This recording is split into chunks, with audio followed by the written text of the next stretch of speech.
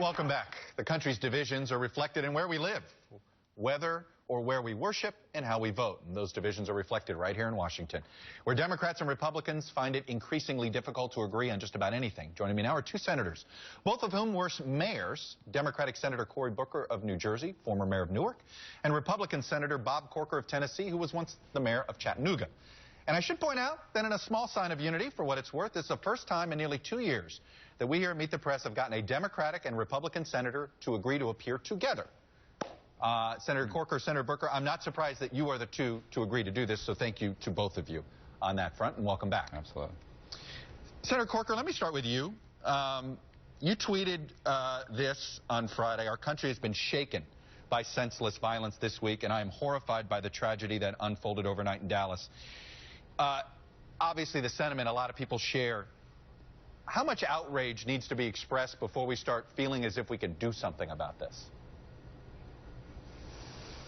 Well, look, we are doing something about it. I mean, I thought the response in Dallas was the kind of response that needs to take place. This is mostly a local issue, and individual mayors and police chiefs and others respond in an appropriate way. As mayor, one of the things that I knew, and I'm sure Cory knew the same thing, that when the morale at a police department is low, when people don't feel supported in police departments, folks are being hurt unnecessarily. So, look, it's the #1 responsibility that we have is to keep our citizens safe and secure, to make sure that they are professionalized. But the fact is that it's a breakdown in society when things like what happened in Dallas, where this moral depravity of this individual took the lives of people who were protecting folks who were demonstrating peacefully.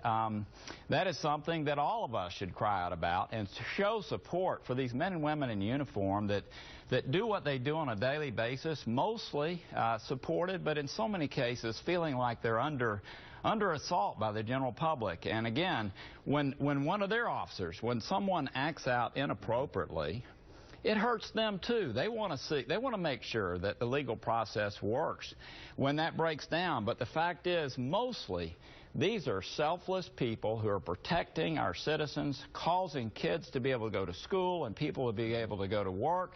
And that's what we ought to be talking about today, is their greatness. There are flaws that exist, but their greatness, what they do on our behalf. Senator Booker, you heard, obviously, Senator Corker there, and he also said this is a local issue. And do you think is there a federal government role here? When you were mayor, did you want, I mean, look, the federal government, you had a very challenging police department that had a challenging history to it in Newark. What role did you want the federal government to play then, and what role should the federal government be playing now?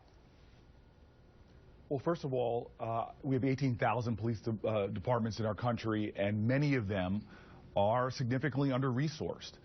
There's few groups I've ever seen in America that show the daily courage, especially urban police officers where there's a lot of gun violence. We have officers dying every single year on duty, and we should be doing a lot more as a nation to support those officers. And programs that have from the federal government in the past have supported our local officers.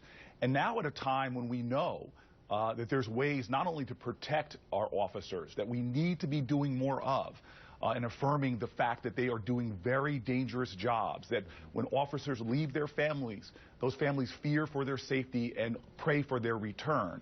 We also know that there is a challenge with America. Where we have invested, unfortunately, is in a war on drugs, which has been profoundly painful to our nation, with a 500% increase in incarceration in our country, disproportionately affecting poor and disproportionately affecting minorities.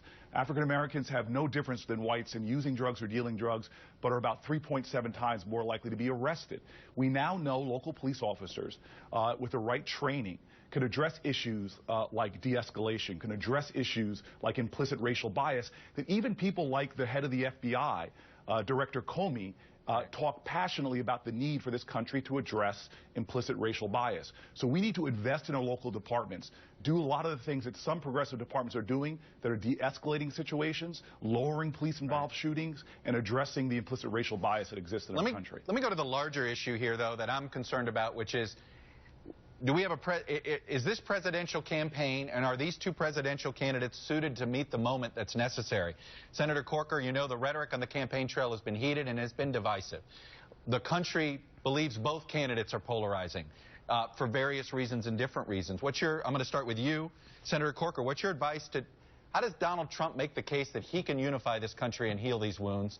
And then I'll ask Senator Booker to make the case on the other side. Yeah. Look, I think both of the candidates, their challenge over the coming weeks is to show that they can do that. I think there's going to be a sincere effort within the Trump campaign to do so. My guess is the same thing will be happening in the Clinton campaign. There's no question. Put this campaign aside. Look, the conversation in America has been way divisional. It's not been appropriate. It's been that way for some time, and it adds to this. But let's get back to it again. You know, the mayor of a city is where most of this occurs. And I'm not in any way criticizing what happened in Dallas, but it's those local efforts that actually bring people together.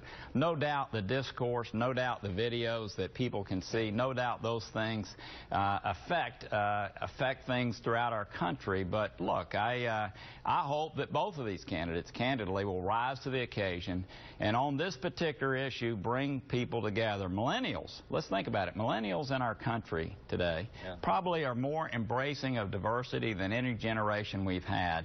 And it's my hope, again, after this tremendous crisis that's occurred, this tragedy, that our country will focus more on unity and not division. And I hope both campaigns will take advantage of that. Senator Booker, let me ask you it this way, though, about Hillary Clinton. How can she be a president that helps with racial reconciliation in a better way than President Obama? So let me just say this.